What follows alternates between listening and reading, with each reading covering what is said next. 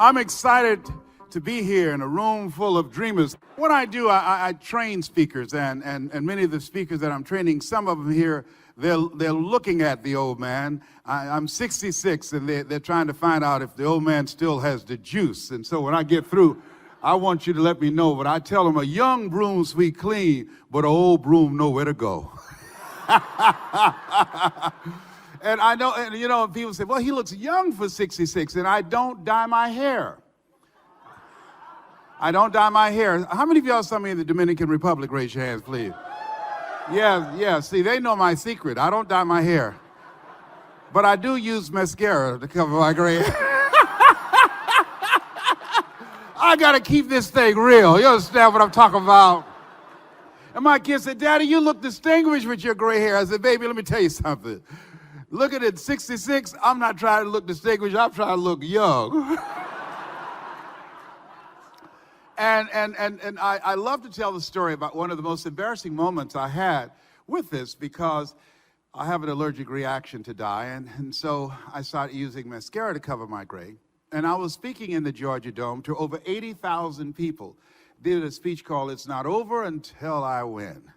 And at the end of that presentation, somebody was there from the Department of Commerce, and they said, Mr. Brown, you know, our speaker canceled, and we need another speaker. Do you have enough energy to give another presentation? I said, no, I'm tired. Say, we can pay you a full fee of $30,000. I said, the Lord is able.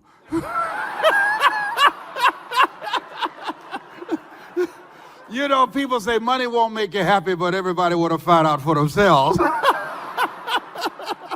Friend of mine named Rita Davenport said money ain't important, but it's right up there with oxygen.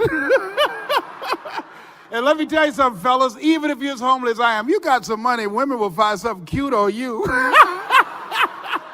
Oh, he's got eyelashes like Tom Cruise, honey. He walks like Denzel Washington. I used to be so broke I'd walk past a bank and trip the alarm. It was embarrassing being poor. I was teaching my children to lie. Creditors are called house, and I say, tell them I'm not here. And they say, my daddy say I'm not home. Oh my God, poverty sucks. It's bad when you don't have any money. I don't even blow my horn at people for fear they might be broke. This is my youngest daughter, Serena. Give her a round of applause. Yeah. So part of what I want you to do right now, I want you to think about your goals. I want you to think about your dream. And I want you to think about them in three areas. I want you to think about some personal goal or dream that you have for someone you care about. My first personal goal was to buy my mother a home. I'm adopted. Born in a poor section of Miami, Florida called Liberty City, an abandoned building on a floor with a twin brother. We were 6 weeks of age. We were adopted by Mrs. Mamie Brown. I feel like Abraham Lincoln, who said, all that I am and all that I ever hoped to be, I owe to my mother. I saw a sign once that said, God took me out of my biological mother's womb and placed me in the heart of my adopted mother. Mama worked on Miami Beach. She was a domestic worker. She cooked for families, and we ate the food left over from the families that she cooked for. These were very kind and generous people. They would say, Mamie, whatever food is left over, after we eat, you can pack it up and take it home to those children that you have adopted. And Mama, she kept the children, and she could sew too. And we wore the hand-me-down clothes of the children that Mama kept. And they were too small. Mama would let them out. They're too large. She could take them in. And my mama could bake too. My mama could bake a sweet potato pie so good, you couldn't eat it with your shoes on. Yeah, take your shoes off so you can wiggle your toes. And I used to say, walking around these big, beautiful homes that we had to clean, and say, Mama, she said, what is it, boy? One day, I'm going to be able to buy a big, beautiful home like this for you. Something just like this. How many have somebody that you'd like to do something special for? Raise your hands, please. Very good. I want you to think about them. And then I want you to think about your financial goals. I realized, you know, I never wanted to get rich. I just wanted to be comfortable. How many of you just wanted to be comfortable? Raise your hands. And I realized in order to be comfortable, you got to get rich. You know, you have to have some money to be comfortable and not be stressed out of your mind. And so I want you to think about your financial goals, and I don't want you to limit. I want you to just think about those goals and dreams that you have financially, that you like to contribute to your church or some cause that you believe in. And then I want you to think about your social contribution. I believe we live in the greatest country in the world that gives us an opportunity to live a life of contribution. My favorite book says, the greatest among you will be your servant. And so I want you to think about what will be different because you were born. You know, one of my passions is reducing the number of women who die from breast cancer. My mother was a 22-year breast cancer conqueror. One of my goals, how many men over 40, raise your hands, please. Reduce the number of men who die from prostate cancer, encouraging men to get their PSA test and their digital rectal examination. And I'll be glad when they can check our prostate by looking in our ears. Are you feeling it, brother? Up in here, up in here. You know? I'm turning red as I talk about this, but y'all can't see it. A friend of mine, he's a urologist, used to play football for Ohio State. He said, hey, Les, I was at this medical convention. Let me give you a free rectals. Nobody, you too motivated. Homie don't roll like that, all right? So I encourage men to get their PSA test and a digital rectal examination. 15 years ago, I was diagnosed with prostate cancer and given a 2 to 3 year prognosis. One of the things I think, and I think it's true, that the doctor should never tell someone they're terminally ill. What they should say is, my knowledge and ability to help you has terminated.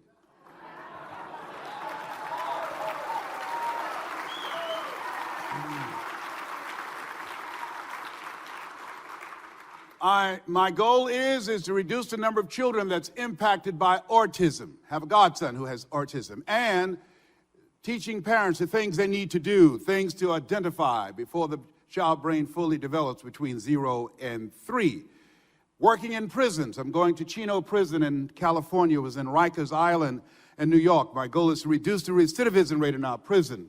Teaching young men mindset development, how to become effective communicators, and how to dress like a prospect and not a suspect. Yeah.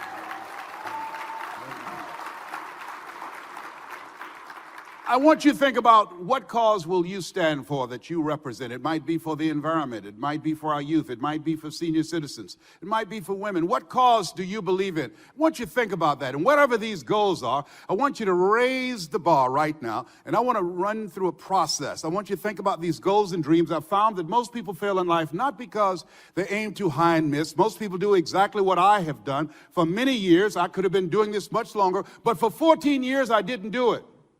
I didn't do it because I didn't believe in myself, because I allowed my past to control my present and determine my future. For many years, I used to go see Zig Ziglar, who I consider the #1 motivational speaker on the planet, and Tony Robbins, both of them the greatest who's ever done it. And I would say, oh boy, I love to help people. How many love to help people? Raise your hands, please. Very good. And I would say, you know, my heart would say, I can do that. I love to help people. And then I would leave and my mind would ask, how? How would you do that, Les Brown? You don't have a college education. How would you speak to corporations? You've never worked for a major corporation.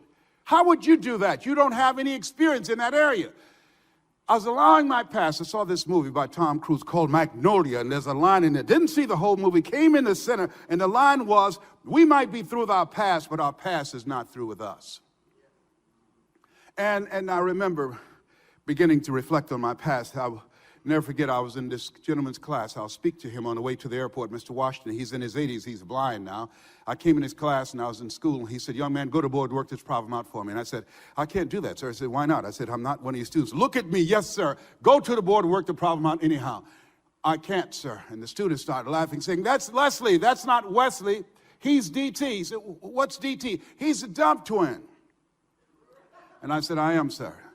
And some of the students laughed, like some of you did. And he came from behind his desk. He looked at me. He said, don't you ever say that again. Someone's opinion of you does not have to become your reality.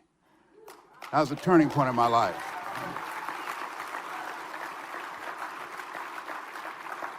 On one hand, I was humiliated, but on the other hand, I was liberated Because he looked at me with the eyes of Goethe, who said, look at a man the way that he is, he only becomes worse.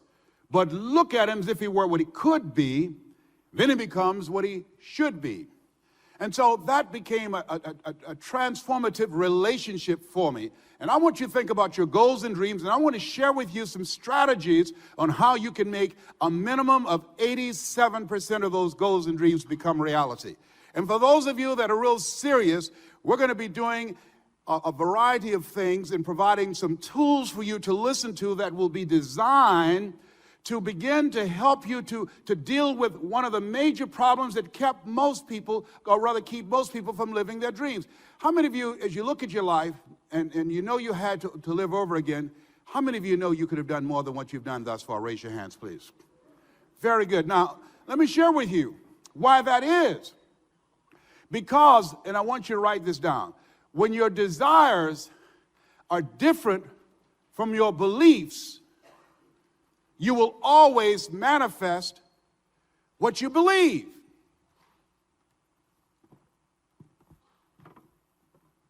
When your desires are different from your beliefs, you will always manifest what you believe. Excuse me. And so one of the most important things is that you have to work to change your mental blueprint, that subconscious mind. You need some tools. You have to deliberately, actively do it. There's a reason my favorite book says, the things I should do, I don't do. And the things I shouldn't do, I do. We've all felt stuck and frustrated, where consciously we say we want to go this way, and then that subconscious mind takes over and takes us in another direction. And we're looking, and we don't know what's going on. And let me share with you how it works, and we don't even realize it. The great anthropologist was in Europe, Margaret Mead. She was in a restaurant, and so a waiter came up to her and said to her, he said, there's several Americans here tonight. And she said, is that right? He said, yes. She said, let me know when you serve them dessert. I'll tell you exactly how many Americans are here. He said, okay. So he served dessert. He came over. He said, you couldn't possibly do that. He said, I've served dessert. She got up. She walked around. She looked. She said, you have 65 Americans here. He checked the roster. He said, how did you know that? He was shocked. And she said, because in Europe, when you eat a slice of pie, you eat it from the crust toward the tip. In America, when we eat a slice of pie, we eat it from the tip toward the crust. How many of you eat a slice of pie, you eat it from the tip toward the crust? Raise your hands, please. What else have you picked up? How many of you did that and nobody told you to do it? Raise your hands, please. This is why we have to change deliberately our mental blueprint. Faith comes by what? Hearing and hearing and hearing. We live in a world where we're told more about our limitations rather than our potential. How many of you have been told you couldn't do something? Raise your hands, please. Let me share this with you. MIT did a study. What is your name, sir? Keith. If I said to you, Keith, you can't have your dream. Forget that organization, Jen. You can't have your dream. Someone else has to come along and say, Keith, you can have it. Keith, you can do it. Keith, you can make that happen. Keith, it's possible. And then they have to do that 17 times to neutralize that one time. That's why most people are stuck. Because you have to become actively engaged in changing your mental blueprint. You have to believe. I didn't do what I'm doing now. You know why? Because I didn't believe. There are 3 reasons that people are stuck right now in this so-called recession. Let us say together, recessions restores resourcefulness. Here's the reason. Write this down. Here's the reason. Number 1 reason, most people don't believe in themselves. Things have changed. They don't believe in themselves. I didn't do what I'm doing now. For 14 years, I procrastinated. For 14 years, I convinced myself I couldn't do it. There's a proverb that says, if there's no enemy within, the enemy outside can do us no harm. The fort, dear Brutus, is not in our stars, but in ourselves that we are underlings.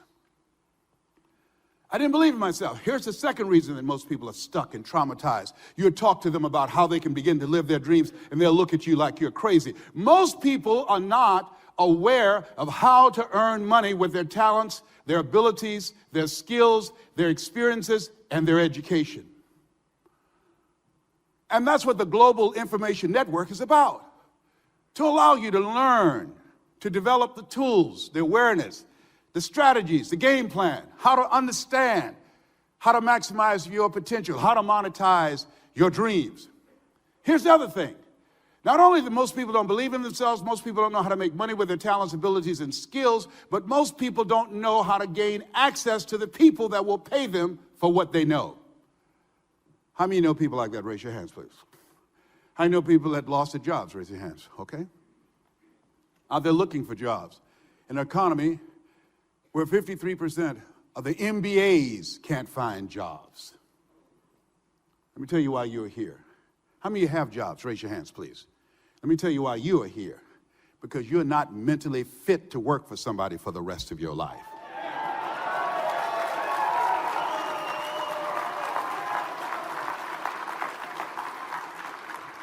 That's why this concept appealed to you. When I said that you have something special, I didn't just say that to say it. Let me share something with you. I said it because it's true. The fact that you said yes to this opportunity, that indicates, that tells me something about you. How many of you know, as you look at yourself, look at your dreams, that things don't just happen, they happen just. There's a reason for you to be here now. Trust me on that. As much as you have chosen to be here, you were chosen to be here. I only attract millionaires or millionaires in training. You ought to give yourselves a round of applause.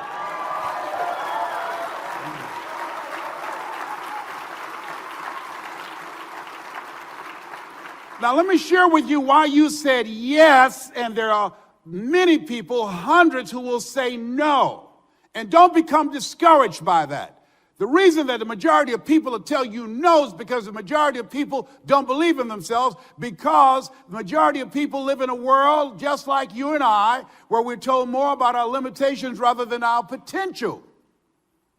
And so, as you look at yourself, look at your dreams, don't become discouraged when people say no. Now, let me share with you why you said yes. There's an area of the brain, it's called, it's a network-like group of cells at the base of the brain that's called the reticular activating system.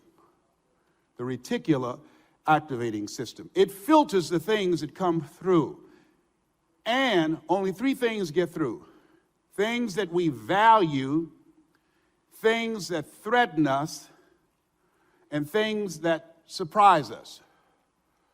Now, had you done the same marketing strategy, mentioning entertainment, you couldn't get near the hotel, am I correct?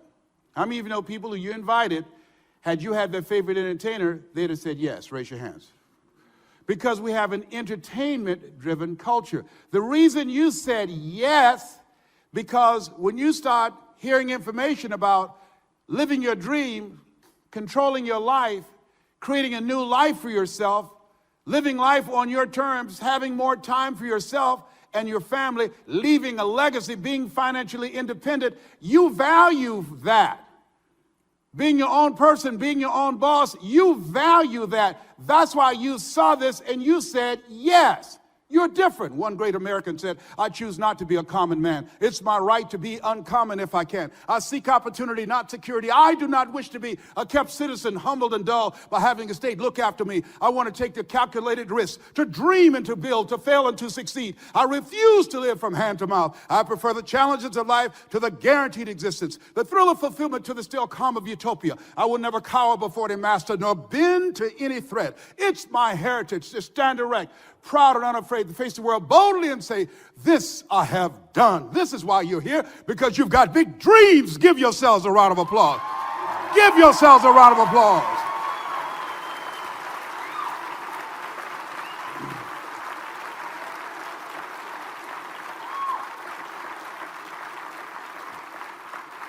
Most people don't have dreams.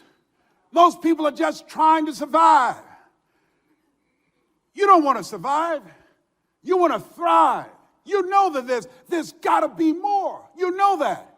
And you're at a place in your life where you said, I've had it. I can't go out like this.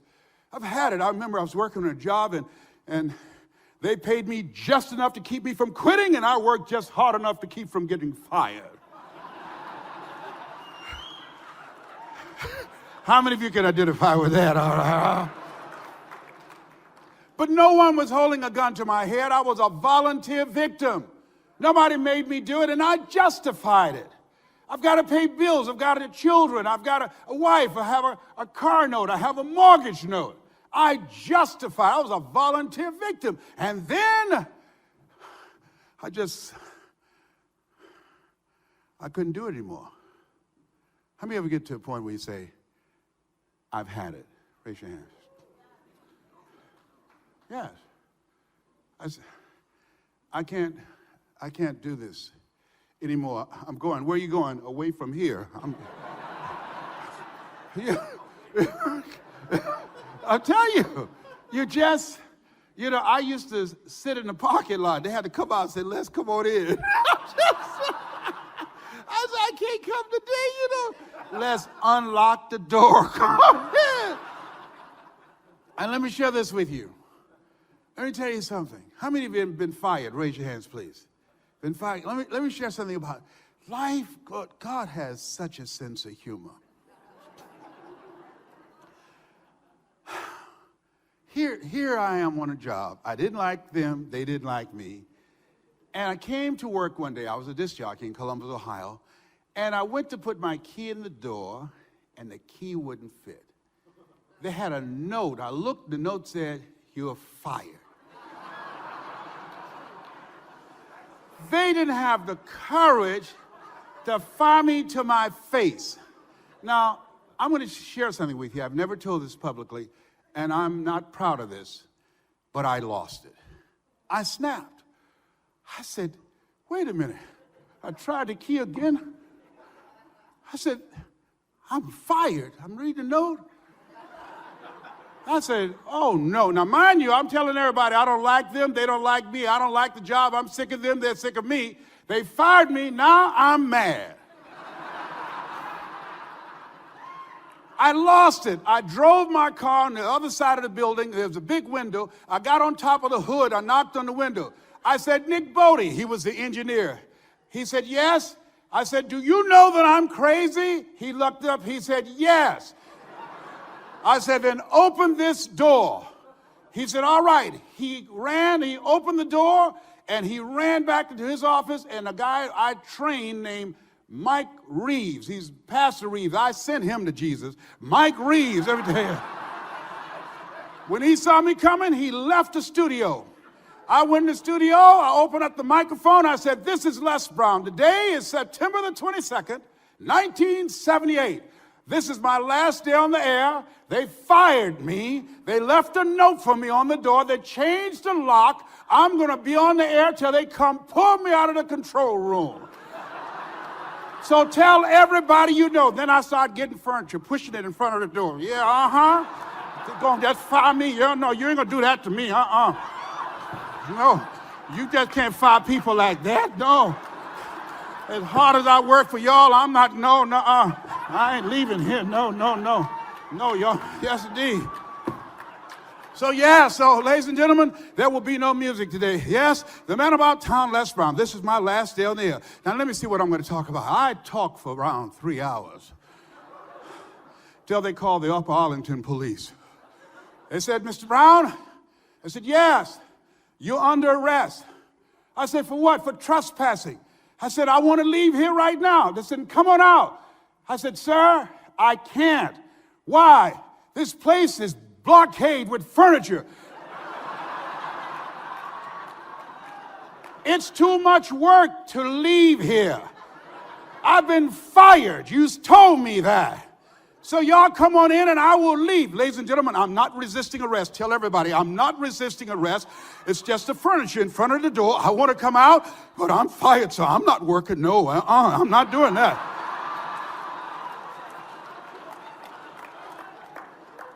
How many have ever been temporarily insane? Raise your hands, please. They had to tear the door off the hinges. They came in, and I had my hands up, and they handcuffed me. And fortunately, Sergeant James Jackson, he was a sergeant then in Columbus, Ohio, he drove up to Upper Arlington. He said, I don't have jurisdiction here. He said, I heard everything on the radio. He said, Les, He said, if we take the handcuffs off, will you leave and not come back? And I said, yes, my work is through here, and please hurry and take them off because my face is itching. So he said to them, let him go. And the guy said, we're going to take him in